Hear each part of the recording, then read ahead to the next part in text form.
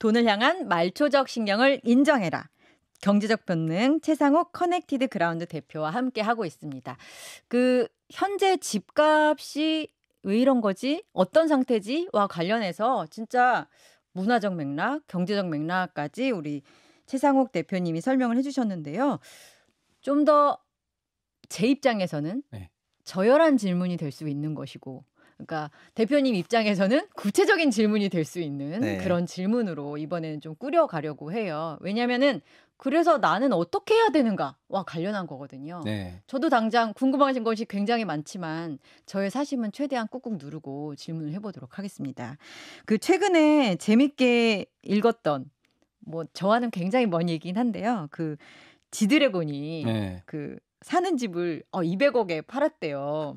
네. 그리고 손흥민 선수 청담동에 400억 원짜리 집이 있나 봐요. 400억 원짜리 펜트하우스를 분양받았다고 한다. 네. 그러니까 둘 다 우리 입장에서는 굉장히 잘 사는 사람이고, 그렇죠. 그리고 뭔가를 할 줄 아는 사람인 것처럼 보이는 두 사람이 한 사람은 팔고 한 사람은 샀다고 하니까 혹시 팔고 사는데 뭔가 기준을 우리가 여기서 찾아야 하나라는 생각도 들었거든요. 네. 이런 데서 신호를 받을 수는 없나요? 그게 주택이어서 좀 더 관심이 가는 기사였던 것 같은데요. 네. 사실은 2년 전쯤에 그 가수 임영웅 씨가 합정동에 있는 주택 샀을 때도 펜트하우스를 샀는데 막 그때도 한참 바이럴이 됐었거든요. 그리고 연예인들은 빌딩을 주로 사고 팔았는데 네. 지난 한 2, 3년간 누구는 사고 누구는 팔고 막 네. 이러면서 누가 잘했다 이런 게 있었는데 얼마의 이익을 봤다 이런 것도 항상 나오면서. 예, 맞습니다.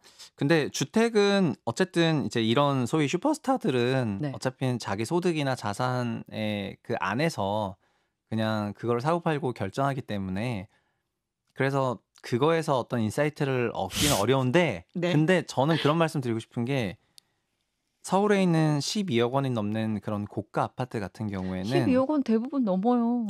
이제 아니에요. 고가 아파트라고 불러야 돼요? 네, 12억 고가. 어쨌든 국토부 기준이 12억이 고가인데 국토부는 마음에 안 든다고요. 여하튼 12억은 초고가입니다. 사실 9억이 고가고. 네, 근데 알겠습니다. 제가 12억을 말씀드리는 거는 네.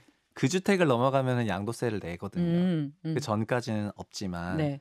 그러면은 그 전까지는 양도소득세가 없다는 것만으로 일단은 다른 자산 대비해서는 추가 수익이 생긴다는 거를 의미하게 되는데, 네.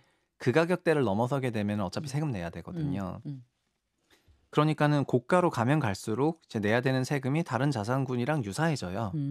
그러면은 그런 고가 주택에 대해서 투자를 할 때는 자연스럽게 다른 자산군과의 좀 비교가 필요하지 않냐, 요렇게 생각을 하거든요. 근데 지금 우리 부동산 업계나 이제 부동산 요 장에서는 네. 그냥 부동산 가격 올라가니까 사라. 내려가니까 팔아라. 소위 수치는 없고 이제 굳이 따지면은 방향만 있거든요. 위, 아래. 주식하듯이.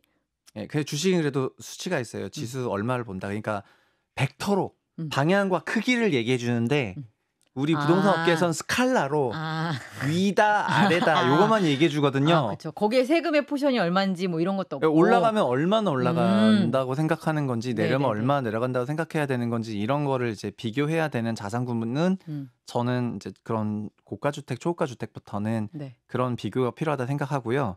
그런 게 없이 자산을 그냥 올라간다는 이유로 막 사게 되면은 때로는 자기의 굉장히 많은 자산이 그 레버리지를 껴가지고 부동산으로 들어와서 이제 몇 번 스윙하다 보면은 마음이 이제 털려서 막 자산을 처분하게 될 수도 있거든요. 네. 예.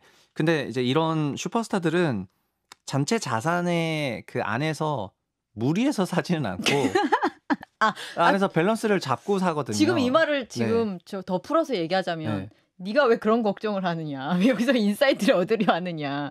너랑 지금 레벨우가 다르다. 이런 것 같은데요. 아니요. 반드시 그런 건 아닙니다. 저는 이제 옆에 똑같이 예를 들면 10억 넘는 주택을 사더라도 그거를 정말 투자하겠다는 생각으로 거주하지도 않을 건데 영끌해서 사는 투자자적인 접근에서 하는 것은 저는 그런 건 이제 비추천이고요. 극렬 반대. 네. 근데 본인이 거의 거주할 생각인데 주거 서비스, 주거 안정으로 해서 산다는 거는 그건 할 법하다 생각하거든요. 그리고 제가 만약에 부동산에 넣는 자산이 내 총자산에서 얼마 정도 되는지, 그 안에서 그래 나는 일부는 이제 해외로 돌려놓고 이거는 여기서 이렇게 하면 되겠다. 만약에 100대 빵으로 할 거였으면은 네. 좀 생각해서 70대 30으로 할 수도 있는 거잖아요. 네. 부동산을 꼭 비싼 걸 사는 게 능사는 아니기 때문에. 네. 그래서 그런 방식으로 여러 가지를 생각하면서 살 수가 있다고 생각을 하거든요. 그냥 너무 이제 비싼 집들을 사고 파니까 그게 가격이 먼저 눈에 오는데 네. 그 기저에 있는 생각들을 많이 읽었으면 좋겠습니다. 그래서 너무 큰 집, 뭐 손흥민 이름도 나오고 지드래곤 이름도 나오고 뭐 200억, 400억 하니까 이게 이 사람들은 어떤 정보가 있고 어떤 흐름을 읽고 뭐 돈을 어떻게 끌어올려는 부담 없이 네. 어떤 자신의 의지와 그런 것만 가지고 판단만 가지고 이렇게 할 수도 있을 거란 생각을 했거든요. 그러니까 이를테면 나는 이걸 꼭 시장 상황을 보니 사는 게 좋겠어라고 생각하지만 끌어올 돈이 없어서 못 사는 사람들도 있을 거 아니에요. 근데 네. 이 사람들은 시장 상황 보니까 난 이걸 사는 게 맞아라고 생각하고 지르는 사람이 아닐까라는 생각도 있었는데. 네. 그게 저는 종종 그런 얘기를 하는데요. 본인이 버는 소득이 여러 소득의 종류들이 있는데 그 소득이 크게 올라가기 시작을 하면요. 네. 세상이 디플레이셔너리하게 보이거든요. 그러니까 세상이 싸 보인다고요? 예, 싸 보여요. 네. 그러니까 내가 벌어들이는 소득 속도가 크게 올라가기 시작을 하면은 당연한 거 아니에요? 돈을 많이 벌면 싸 보이겠지. 이게 무슨 의미인가요? 좀 네, 다른 건가요? 거꾸로 본인 소득이 올라가는 속도가 더디고 그러면 세상이 굉장히 인플레이셔너리해 보이거든요. 그럴 것 같아요. 네, 네, 그 말씀 드리는 게 아까 똑같은 건데 결국에는 어떤 지금 우리 부동산 자산이 싸다 비싸다 그런 판단은 결국 본인의 소득이 벌어들이는 속도가 네. 이제 비교해 가지고 또 상대적으로도 해석이 되거든요. 네. 그래서 저는 맨날 이런 집 얘기할 때 또 자산이나 투자 막 이런 얘기할 때 자기 소득을 정말 최선을 다해서 불리라고 말씀을 드리고 싶고 급여 소득뿐만 아니라 아까 얼마 안 돼 보이는 뭐 그런 돈이라 하더라도 어떤 자산에 넣느냐에 따라 가지고 되게 다르게 나타날 수가 있거든요. 네. 그래서 울 것 같아. 오늘 하고 싶은 얘기는 네. 부동산이 지난 15년에서 21년까지는 그 시간 사실 실질적으로 거의 다 2배에서 2.5배 올랐을 정도로 급속도로 올랐기 때문에 굉장히 빠른 자산 상승이 있었지만 22년부터는 정말 플랫하거나 전고점 회복을 못 했거든요. 그래서 지금은 이제 굉장히 좋지 못한 자산인 상태여가지고 이런 상태에서 돈을 많이 넣게 되면은 본인이 거꾸로 저속도로 갈 수가 있어요. 자산으로서의 부동산의 가치라는 게 네. 과거와는 다른 이제 패러다임을 시작하였다. 근데 지금 그 패러다임에 초입에 있잖아요, 우리가. 네네. 그래서 누군가는 느끼고 있고 누군가는 깨닫고 있지만 대부분의 사람들은 아직은 그래도 부동산에 목을 메고 있다는 인상을 많이 받거든요. 그렇죠. 현장에서 더 많은 분들을 뵈면 어때요? 왜냐면 저는 이제 기자니까 기사를 쓸 때 확실히 집값이 오른다 내린다 이게 되게 민감한 거는 이게 아직 자산으로서 되게 유용하게 나의 자산의 포션이 너무 많기 때문이거든요. 저는 오늘도 그냥 여의도 금익시장에 있는 지인을 만나고 왔는데요. 그분도 똑같았거든요. 그냥 지금 예를 들면 그분은 성동구에 사셨는데 서울 성동구가 어느 정도 주택가격 상승이 다 끝났는데 끝났다고 생각하는데 본인 기준으로는 신축 아파트 입주가 더 없으니까. 네. 근데 그러면 이 성동구 부동산을 팔고 소위 뭐 서초구를 가든 송파구를 가든 새 아파트가 들어오는 대로 가야 되냐? 또 아니면 용산구가 장기적으로 좀 좋아질 것 같은데 뭐 용산구를 가야 되냐? 이제 본인은 막 그런 고민을 하시더라고요. 그래서 제가 뭐라고 했냐면은 단기적으로 서울 부동산 올라가니까 그런 생각 할 만한 것 같다. 좋다. 그런 마음은 잠깐 여기서 이 단기라고 하면 정확히 몇 년 정도 보시는 아까 거예요? 말씀드린 것처럼 24년? 짧게는 올해 미국 대선 전까지고 네, 너무 짧아. 팔려고 내놨다가 24년 되겠네. 한국에서의 반년은 거의 외국의 그렇죠. 몇 년 수준이거든요. 다이나믹 코리아긴 합니다. 네, 그냥 마음이 다이나믹해서. 네, 길게는 뭐 한 2, 3년인데. 아하, 예. 근데 제가 뭐라고 했냐면은 그런 고가 부동산을 살 때는 다른 자산군끼리 비교해야 된다고 했잖아요. 아시겠지만 미국의 예를 들면 S&P 500으로만 되어 있는 스파이라는 ETF는 지난 3년 동안 70% 올랐어요. 지수가요. AI와 반도체의 영향으로. 아니 지금 나스닥도 아니고 S&P인데 S&P가 그 정도로 올랐고 뭐 우리나라 사람들이 좋아하는 뭐 이런 그런 QQQ 베이스 이제 나스닥 베이스로 하는 것들은 이제 말도 못하는 수준인데 근데 환율까지 고려하면은 환율 그치. 강달러죠. 또 1.2배 올랐으니까 곱하기 1.2배 그 해야 지수가 되니까. 더블 났거든요. 지난 3년 사이에. 근데 미국은 아시겠지만 총 주주 환원율이 약 10% 정도는 돼요. 배당까지 주고. 네, 배당도 주고 자사주 소각도 하고 지수 레벨에 넣어두면 그럼 72의 법칙으로 10%씩이면 7.2년이면 더블 나거든요. 그래서 제가 했던 얘기는 좋다. 지금 사려고 하시는 그 부동산이 뭐 형님은 이제 그거 파시고 이거 사시면은 소위 20억대, 25억짜리 큰 부동산 가는데 그 25억이 7년 후에 50억 됩니까? 다시 또 7년 후에 14년 지나서 그럼 100억이 되는 거예요. 너무 설득력 있는 얘기인데요. 그러니까 미국 지수는 이렇게 7년이 더블 나고 있다. 그래서 그리고 12억 언더라면은 양도세 때문에 충분히 할 수 있다고 생각하는데 그것도 아니지 않습니까? 예, 12억 넘어가면 그때부터는 세금 다 내야 되는데 어차피 해외 주식 세금 내나 국내 부동산 양도소득세 내나 똑같다. 그렇다면 수익이 많이 나는 데다 내야지 왜 거기다가 합니까? 네, 그래서 그랬더니 본인도 올라갈 것 같은데 50억까지는 안 될 것 같아 이러는 거예요. 그래서 맞다. 뭐냐면 우리나라 부동산 시장에서는 스칼라만 있다. 위냐 아래냐. 그래서 벡터가 없다. 높이가. 18에서 20으로 가도 오른 거다. 네, 그런 개념이에요. 그래서 그런 얘기를 하면서 그게 가격이 낮아도 사실 다 똑같거든요. 25억짜리가 아니라 본인이 6억 부동산을 사더라도 그게 저쪽으로 가 있으면 어차피 더블이 나요. 그러면은 많은 사람들이 그 지금 은퇴할 때도 허들이 왜 이렇게 높아지는지 모르겠는데 막 30억 있어야 된다는 사람도 있어요. 현금이 10억만 있어도 네. 그게 7년이면 20억, 14년이면 40억, 21년이면 80억으로 올라가요. 미국 주식은요. 그러면은 내가 그중에 일부를 쓰더라도 남아있는 것들이 올라가는 속도로 인해서 더 길게 쓸 수가 있는데 근데 이제는 마치 원샷으로 막 몇십억을 준비해서 은퇴해야 되는 것처럼 생각하니까 제가 했던 얘기는 우리나라 사모펀드 시장이 많이 위축됐는데 사모시장의 가입금액 허들도 3억 원밖에 안 된다. 그 형님은 이제 고가 부동산이니까 제가 그렇게 얘기를 한 겁니다. 다른 분들한테는 3억 원씩이나 된다 했을 겁니다. 근데 3억 원이다. 타신 부동산으로 사모펀드 골라 가입할 수가 있다. 골라 가입할 수가 있고 본인이 직접 하시지 않고 이제 전문가한테 맡길 수도 있고 금융시장이니까 인맥도 있고 다 있는데 왜 부동산만을 고집하느냐.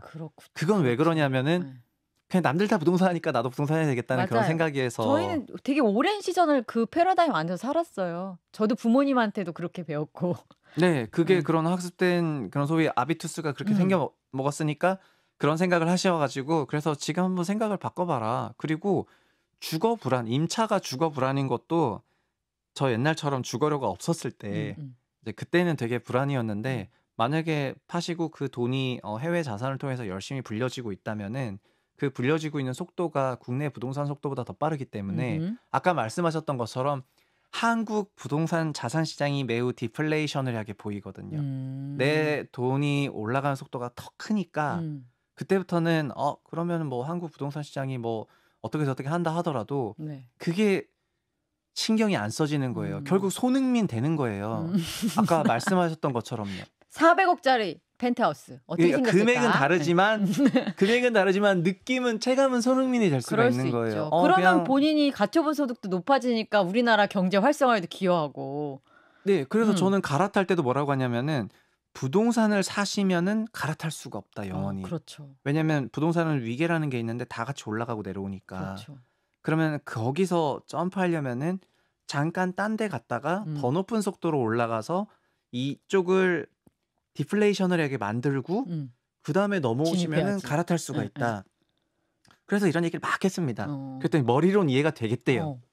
근데 사람은 이제 감정의 동물이니까. 그리고 관성의 동물이잖아요. 네, 그래서 감정적으로는 완전히 이해는 안 된다.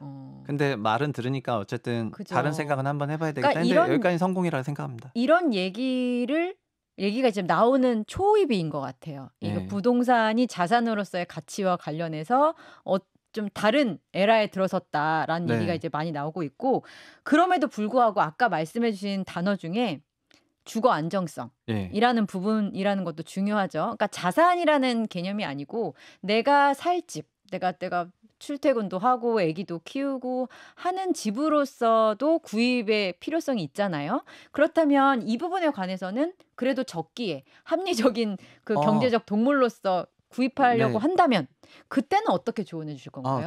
저도 주거 안정의 목적으로 주택을 구입했었고 했었던 입장에서 드리고 싶은 얘기는 투자가 아니라 주거 안정으로 들어가게 되면은 그때는 그냥 소득과 대출 수준에 맞는 주택을 그냥 편안하게 취득하시면 되겠습니다. 근데 그 말이 맞긴 네. 한데요. 손해는 안 봐야 되지 않겠습니까? 이런 질문도 같이 할 수 있잖아요. 내가 큰 이익을 보고 싶진 않아요. 제가 말씀하신 대로 나의 자산은 부동산 외의 영역이 더 비전이 있다고 생각합니다. 하지만 네. 제가 손해는 보지 말아야겠고 그래도 조금 남아야 되지 않겠습니까? 라고 한다면 어떤 방식으로 접근해야 돼요, 그럼? 어차피 주거 안정을 추구하는 과정에서 소득과 대출의 여유가 생기게 되면은 네. 그러니까 무리하지 않은 자가주택 취득은 음. 잉여소득이 있다는 걸 의미하게 되기 때문에요. 네. 그 잉여소득은 자연스럽게 투자로 돌아가게 될 거거든요. 어, 그래서 그때는 부동산이 아니라 다른 자산에 대한 투자를 하게 될 것이고 네. 그러면서 결국은 느끼게 될 거라고 생각을 이 합니다. 부동산 시장의 이 디플레적인 모습을? 네. 어, 특히 여기 너무 느리네, 이렇게. 요즘에 젊은 분들은 전반적으로 해외 주식을 많이 네, 하시고 맞아요. 해외 ETF에 대해서 굉장히 빠꼼하고 그러다 보니까 저희 때랑은 확실히 또 달라진 것 같고 국내 주식에 대해서는 선호도가 많이 낮아졌고 그럼 지금은 점점 개인들이 해외 순 주식 유출이 벌써 한 120조 넘어가는데 매달 20억 불 이상 이제 나가고 무역 수지 50억 불인데 좀 있으면 역전이거든요. 저는 그러면은 이제 환율은 더 위로 압력을 받을 거라고 생각을 하고 어떡해요. 일본도 이러니까요.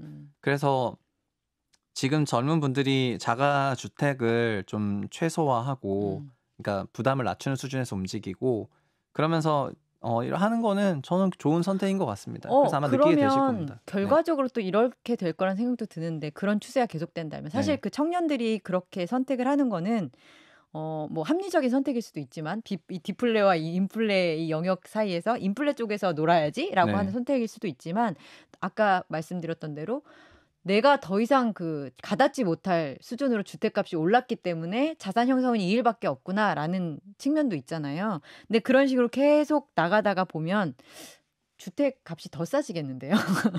안 사는데 맞아요. 수요가 없는데 저는 얘기가 안 되는 자산인데 지금은 이렇게 그러니까 되면 실질 성장률 플러스의 시대를 우리가 살고 있고 그리고 작년은 1%대 성장했지만 올해는 뭐 1Q에만 1.3% 나왔고 2, 3, 4Q 다 하면은 뭐 마이너스를 고려하더라도 이제 2% 성장률로 돌아선다고 하니까 거의 물가 상승률이네요. 실질 2%인데 근데 사람들 되게 착각하는 게 있는 게 실질 퍼센티지 성장률이 중요한 게 아닙니다. 명목이 훨씬 중요하거든요. 명목이 더 중요합니까? 우리 연봉이 다 명목으로 계산하시지 않습니까? 실질로 연봉이 의미가 없어. 예를 들면 4천만 원이 4,400만 원 되면 10% 올라간 거지. 뭐 물가가 2% 올라갔으니까 내 연봉은 10% 올라간 것이 아니라 8% 올라간 거다. 이런 말 하는 사람 없단 말입니다. 그렇죠. 그렇게 말하면 좀 재수 없죠. 예, 그러니까 주택 가격 얘기할 때도 이게 소위 9억 원짜리 집이었는데 18억 됐어. 9억 5천 됐지, 뭐 11억 됐지 명목으로 얘기를 하지. 그렇죠. 실질로는 얘기를 안 하거든요. 그렇죠. 그러면은 어쨌든 그 실질로 플러스인 구간이라는 거는 인플레이션이 있다 하시면은 명목으로 당연히 더 플러스라는 거고 작년에 우리가 성장률이 낮았다 하더라도 작년에 물가가 높았기 때문에 명목으로는 꽤 성장을 했거든요. 그래서 올해도 마찬가지예요. 올해는 2% 성장하면은 작년보다 더 성장하나? 올해는 물가가 낮으니까 어차피 명목으로는 뭐 비등비등한 성장을 할 것 같아요. 네. 근데 어쨌든 명목으로 이렇게 3, 4%대 성장하는 나라는 성장하는 나라죠. 이런 시대에서는 자산 가격 상승이나 너무 이런 게 당연하고요. 다만 우리가 걱정하는 부분은 그 한국의 잠재 성장률이 초저출산율로 마이너스로 간다는 거는 그쵸. 명목 마이너스라는 거거든요. 실질도 마이너스고요. 그러면 그때부터는 성장이 없다는 거고 우리 아직 그런 시대를 살아본 적이 없어요. 옆 나라를 보니까 90년대부터 2020년까지 그렇게 살았길래 그래서 저 나라는 어떤 식의 주택 시장을 갖고 있는가를 보니까 단독 주택 시장은 거의 움직인 게 없고 그냥 도심 내 맨션 가격만 올랐거든요. 도심 내 맨션 가격은 거기도 도쿄 1극화가 있으면서 도쿄 내 맨션 가격이 크게 올랐어요. 네. 그래서 우리도 그런 컨셉으로 본다면은 이런 피크아웃 되고 수도권 1극화가 더 진행되는 과정에서는 임차료 상승과 매매가 강세가 나타날 수 있지만 거기서 조금이라도 이탈되는 자산들은 전부 거래 해외로 없고 간다. 거래도 없고 그다음에 거기 사람들도 요즘에 그런 얘기도 하는데 일본인들 중에서는 여권 소지인이 20%밖에 안 돼요. 해외 잘 안 나가니까? 예, 젊은 사람들은 거의 없어요. 해외를 왜 갑니까? 어떻게 가요? 우리 돈이 없는데. 이러고 요즘에 자동차 운전면허도 안 따시고 차를 제가 왜 차 운전할 일이 없습니다. 그냥 지하철 타고 다니면 되지. 다 이러고 있거든요. 우리나라 여권 소지율이 45% 넘어가고 지금은 뭐 걸핏하면 막 다낭 같은 데 가면서 경기도 다낭시 이러면서 아우, 다낭을 비행기 가고 수백 막 대 떠요. 네, 가면 전부 한국인이고 맞아요. 막 이러면서 가고 얼마 전에 있는데 갔다 왔어. 그거가 성장의 그 시대에서 나타나는 아. 현상이라고 저는 말씀을 드리고 푸른 싶고 산호초의 시대였군요. 네, 맞습니다. 푸른 지금 산호초의 우리가 시대에 그런 거고 그것이 정말 저성장, 역성장 시대로 갔을 때는 현재의 일본의 뭔가 그런 활기 없어 보이는 이제 그런 상황으로 우리도 갈 건데 네. 그 상황에서 돈은 어디로 가겠느냐? 돈이 그 나라 자산으로 가겠습니까?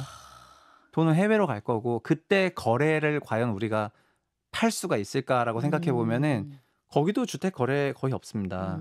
우리나라 주택 거래량은 미국, 일본 대비 2배가 많습니다. 일본보다는 더 많아요. 우리는 주택이 되게 활성화된 자산이어서 거래량이 많은 그쵸. 건데 대부분의 자산이죠. 예, 맞습니다. 근데 거래량이 이게 엄청 위축된다는 거를 이제 내재화해야 되거든요. 그러면은 서울 기준으로 말씀드려 볼게요. 서울 아파트 200만 채 있는데 1년에 6만 건 거래돼요. 한 바퀴에 30년이 걸려요. 근데 거래량이 반토막 되면 3만 건 거래되면 60년이 걸리거든요. 그 부동산을 어떻게 판다는 거죠? 어떡하냐? 그거는 이제 팔 수가 없다는 거예요. 그래서 옆 나라도 다 그냥 끌어안고 있잖아요. 그렇죠. 그럼 여기서 팁을 또 정리를 하자면 만약에 부동산이 자산으로서의 가치를 이제 상실했다라는 생각이 드시기 시작한 분은 빨리 정리를 하시는 게 좋겠네요. 저는 유동성이 있는 자산군으로 가는 게 맞다고 생각하고 아하. 현재의 그 아파트 거래량만으로는 네. 이제 유동성이 부족한 구간으로 갈 거라고 보니까 네. 올해는 그런 걸 못 느낄 거라고 생각하고요. 단기적으로 시장이 살아나니까. 그렇죠. 근데 그 부족함을 느꼈을 때는 그 저희가 종종 얘기했어요. 천세대 사시는 분한테 그 아파트 매물 몇 개 떠 있냐고. 그러면 한 10개 정도 떠 있대요. 요즘에도 10개밖에 안 돼 있어요. 그러면은 거꾸로 그러면 거기 사시는 분 30%가 팔아야 되겠다고 느끼면은 300가구가 동시에 어떡해. 매물로 쏟아지는데 그거는 거래가 될 것 같냐고. 절대 거래 안 된다. 그래서 그게 금융시장이랑 부동산 시장이랑 다른 부분인데 우리나라는 부동산 시장을 유가증권화했기 때문에 거래량이 많은 편이었고 지금 지방에 가보시면은 지방에 실제로 거래량이 거의 없거든요. 받아줄 사람이 없거든. 네. 내놓는 사람 그래서 많은데. 거의 회전이 없어요. 근데 서울 수도권으로 올수록 회전이 많은 편이죠. 네, 그러나 이것도 회전이 많은 것도 좀 회전이 있다가 이제 내려오는 거를 좀 어느 정도 생각을 하시는 게 좋겠고 네. 그래서 너무 자산을 부동산에 많이 두시지 말라 이런 말씀을 드리고 싶습니다. 알겠습니다. 그러니까 자산으로서 부동산을 보느냐 아니면 내 삶의 어떤 안정적인 터를 제공하는 곳으로서 부동산을 보느냐에 따라서 지금 선택 기준을 어떻게 삼아야 할지를 오늘 꼭 찝어주셨거든요. 그러니까 내가 돈을 벌려면 어떻게 해야겠다. 라고 생각해야지 부동산으로 돈을 어떻게 벌어야겠다라는 거는 조금 이제 옛날 얘기가 됐다. 요즘 젊은 분들은 제가 느끼기에는 부동산으로 돈 벌겠다 이건 아니고 돈을 뭐 코인이나 ETF로 벌어서 부동산 사야겠다. 이런 안정적인 내 집을 생각이거든요. 사야겠다. 오케이. 네. 패러다임의 변화까지 읽어가면서 그러면 나는 어떻게 해야 되나? 이 부분에 대해서 고민을 해보시면 되겠습니다. 우리 최상욱 대표님이 아주 좋은 팁을 주셨어요. 여기까지 하겠습니다. 네. 최상욱 커넥티드 그라운드 대표와 함께하고 있는데요. 우리의 영원한 숙제가 이제 집인데요. 집으로 돈을 버내만해. 그래서 부동산 시장을 자산으로서 어떻게 접근해야 하냐 이런 얘기들 너무 오랫동안 들었는데 사실 최상욱 대표님이 되게 요즘에 많이 고민하는 거는 저출산이라고 해요. 우리도 요즘에 저출산에 대해서 정말 많은 얘기들을 듣고 있고 정부도 그러지만 언론사들도 되게 많은 기획기사를 쏟아내고 있거든요. 네, 그런 것 같습니다.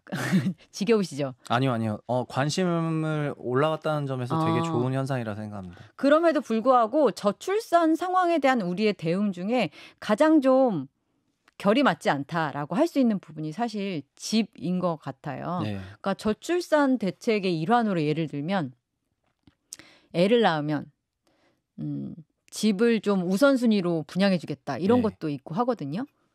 그 맞죠. 저출산 대책은 맞긴 해요? 아니죠. 그건 이제 주택 대책이죠. 왜 네, 주택 주택 대책이죠? 수요를 미리 땡겨오는 거죠. 음. 주택을 살 법한 사람에게 주택이 공급되도록 하는 것이 청약이나 아니면은 뭐 대출 이런 건데 그런 수요를 좀 미리 땡겨오려고 하는 거죠. 출산을 좀 독려하면서. 제 주위에 근데 사실 그 분양을 받기 위해서 원래 애를 갖지 않기로 생각했던 사람이 네. 나 애를 가져볼래 라고 생각하는 경우는 없거든요. 네. 그 대표님이 생각하실 때 사실 단순히 이제 뭐 부동산 전문가로 알려져 있지만 사실 부동산부터 시작해서 거시 쪽까지 다 좀 공부를 많이 하셨잖아요. 그냥 지금 저출산 원인이 뭐냐 이렇게 물으신다면은 그거는 소위 출산 예정 세대들이 느끼는 생애소득의 문제고요. 생애소득은 결국엔 돈을 벌어들이는 흑자 기간이 점점 짧아지고 네. 취업이 늦어지면서. 네. 한 20년 버나? 그러니까요. 저는 27부터 회사 생활했고 군대 갔다 왔기 때문에. 근데 여자분들은 그때 24, 5부터 회사 생활했는데 네, 5살 저도 입사했어요. 요새는 다 플러스 한 4년은 뒤로 네, 갔거든요. 맞아요. 신입사원들이 다 30대예요. 네, 다 30부터 시작이거든요. 남자는 31살, 2살이고요. 남자 33살, 여자 30살 이 정도 되는데 퇴직은 또 심리적인 퇴직은 짧아졌어요. 심리적인 퇴직의 의미가 뭐죠? 내가 이 회사 몇 년까지 다닐 수 있을까? 네, 그거는 더 짧아졌거든요. 그러다 보니까 흑자 기간이 짧은 거예요. 흑자 기간이 짧은데 여기서 또 하나 수명은 길어졌어요. 맞아요. 그래서 은퇴 이후의 삶은 훨씬 길어서 50대 중반부터 소위 70대까지 향후 20년간 뭘 해야 될지에 대한 고민이 되게 많거든요. 그러니까 그때 동안도 지출을 많이 해야 된다는 생각에 벌어야 되는 기간 동안 너무 열심히 벌어야 되는데 여기서 연애, 결혼, 출산, 육아 하게 되는 순간 맞벌이 중에 한쪽은 일단은 현금 흐름이 위축이 되고 그러니까 자연스럽게 연애, 결혼, 육아, 출산했을 때는 그 수당이 종전소득에 필적한 만큼 주거나 아니면 이후에 연금적인 부분에서 충분한 인센티브가 있어야지 그렇죠. 되거든요. 근데 우리는 그런 식으로 안 돌아가고 알아서 하세요 라고 그냥 내몰려 버리니까 개인들 입장에서는 그걸 내가 어떻게 알아서 하나? 결국은 나의 생존 전략은 나 살기도 힘드니까 결혼 안 하고 출산 안 하고가 너무 당연시 될 수밖에 없는 것입니다. 그러니까 경제적인 사람, 그러니까 합리적 경제학에서 왜 그 전제하는 합리적 인간을 기준으로 봤을 때 애를 안 낳는 게 합리적인 선택인 거예요. 네, 합리적이고 그리고 그 인간은 동시에 유사성의 심리가 있는데 남이 이렇게 하는 거를 나도 그렇게 했을 때 편하다고 느끼거든요. 우리 또 한민족이 또 그런 경향이 또 강하죠. 네, 근데 이제는 젊은 분들이 저출산 그러니까 연애 결혼 안 하는 게 많아지니까 자연스럽게 나도 안 해도 괜찮은 거예요. 다 하고 나만 안 하면은 그렇죠. 내가 되게 위험하다고 느낄 텐데 손가락질도 받고 다 안 하니까 그래서 저 때 생각해 보면은 저 땐 다 결혼을 해가지고 일부 뭐 누가 늦게 하면은 온통 주변에서 그렇죠. 왜 안 하냐고 하고 막 옆에서 막 문제 이렇게 있는 거 아니냐 막 수근수근하고 이렇게 올려주면서 어떻게든지 막 결혼을 시켰는데 지금은 다 안 하고 있기 때문에 그러니까 유사성의 심리도 작동해가지고 이게 거부할 수가 없는 방식으로 가고 있죠. 그죠. 그래서 지금 저는 이게 정부에서 내놓는 그런 대책들 중에 나름 센 거라고 여겨지는 대책들조차 이런 평가를 받고 있다면 저출산의 흐름 자체는 되게 깨기가 어렵다. 뭐 속도는 늦추는 게 최선이다. 뭐 이런 정도의 지금 비관적인 전망을 하고 있는 편인데 이게 사실 부동산이랑도 큰 연결이 되더라고요. 네, 일단 직관적으로 발표는 주택가격이 높은 지역일수록 출산율이 낮게 나왔고요.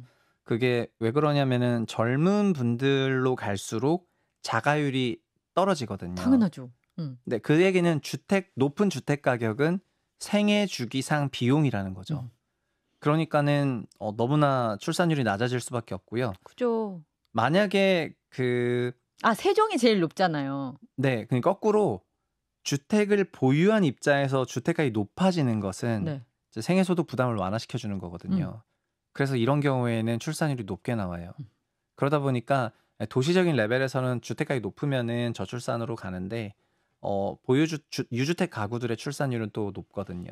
그러니까는 아니면은 장기 임대차에 있으면서 주거 안정성이 높은 경우. 그러니까 결국 주거 안정성이라는 게 경제적인 부분으로 묘사를 한다면은 그런 부분에서는 플러스로 잡힐 수도 있으니까 주택 가격이 뭐 높아서 무조건 어쩌고저쩌고 이런 것만 너무 보시기보다는 우리나라보다 주택 가격이 PIR로 더 높은 나라도 있고 명목으로 더 높은 나라가 있는데 출산율은 뭐 꼴등이니까 그럼 우리만의 문제가 뭐냐라고 좀 생각해 봐야 될 건데 그거는 전 세계에서 우리만 갖고 있는 게 뭘까? 그게 서울 1황 체제고요. 왕 아니고 황. 네, 황. 황 체제가 너무 구축화되어 있고 그 서울 황제야. 한국에서는 뭘 하려면 일단 무조건 그 서울로 와야 되니까 그 생각이 만성적인 압력으로 작동을 하고 그러니까 네. 여기가 안 되더라도 제2, 제3의 생활권이 있어서 거기서도 해보고 저기서도 해보고 이런 기회가 제공이 돼야 되는데 없죠. 우리는 여기서 실패하면은 나락이잖아요. 완전 절벽이거든요.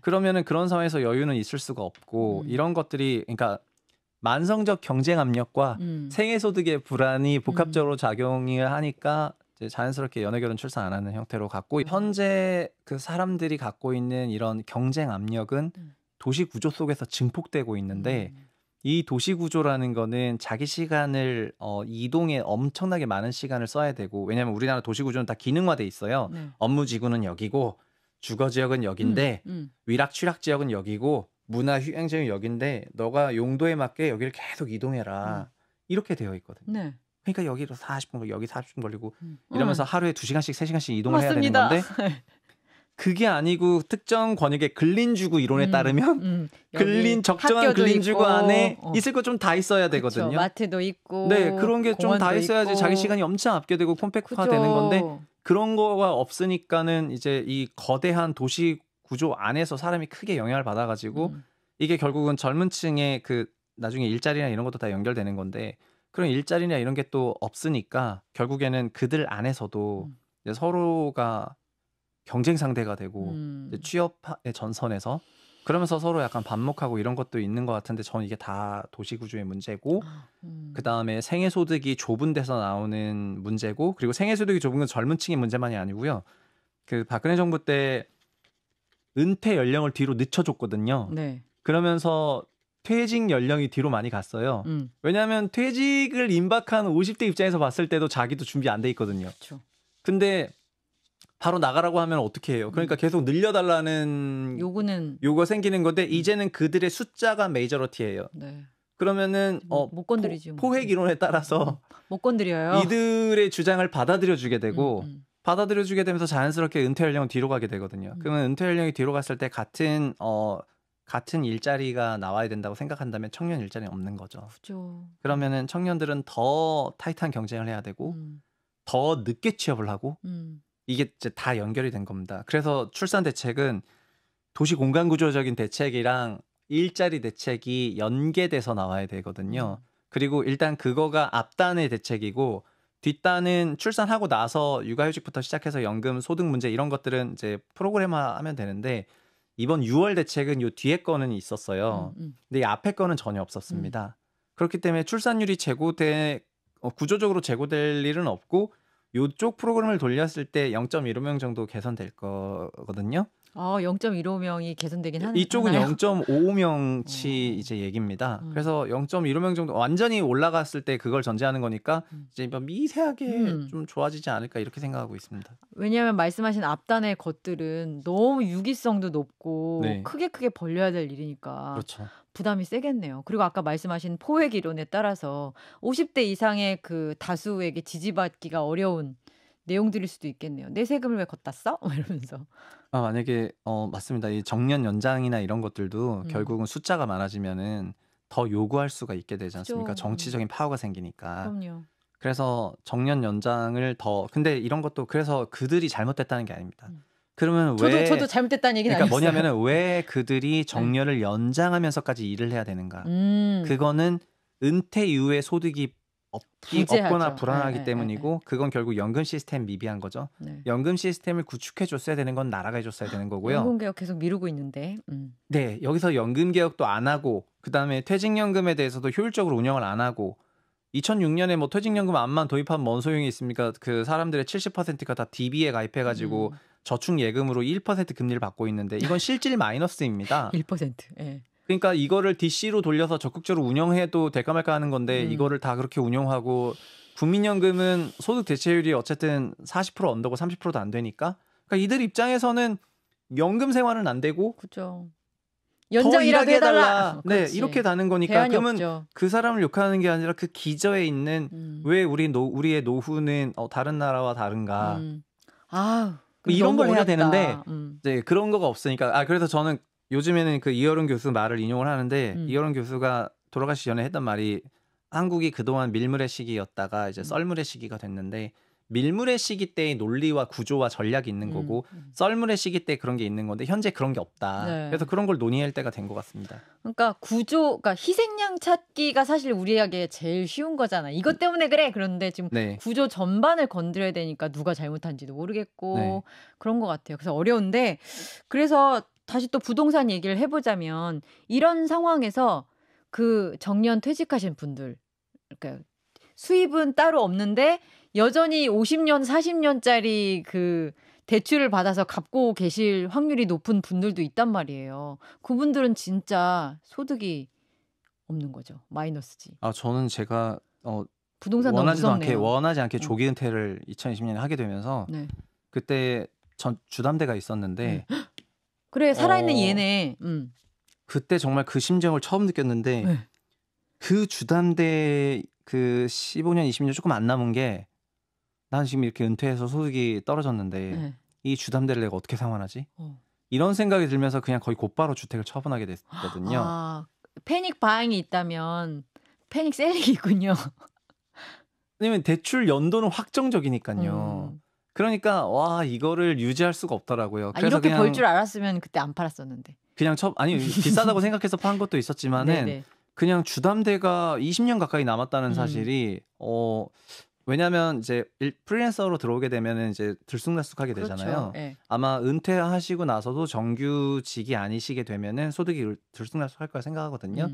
그런 상황에서는 20년 잔존 20년 30년짜리 그런 대출을 유지하기가 어렵습니다. 진짜 제가 생각할 때는. 그래서 그냥 주택에 대해서는 되게 슬림화하고 뭐 하는 그런 과정이 조금 필요하지 않나 이렇게 생각합니다. 그렇습니다. 그러니까 우리 세대까지만 하더라도 또 연공서열에 정년이 보장되는 어떤 기업 문화가 있었다면 지금은 점점 유연성도 높아지고 그래서 이런 식의 긴 주담대 방식은 안 좋을 것 리스키하다라고 생각할 수밖에 없는데 거기다가 저출산 이슈까지 있는 거잖아요. 그렇죠. 그렇게 해서 힘들게 내가 쇠 빠지게 돈을 갚고 있는데 그 집이 오르지는 않고 심지어 내려갈 가능성이 커지는 시대인 거잖아요. 네, 장기적으로요. 걸 끌어안고 있다고 생각하면 진짜 큰일이죠.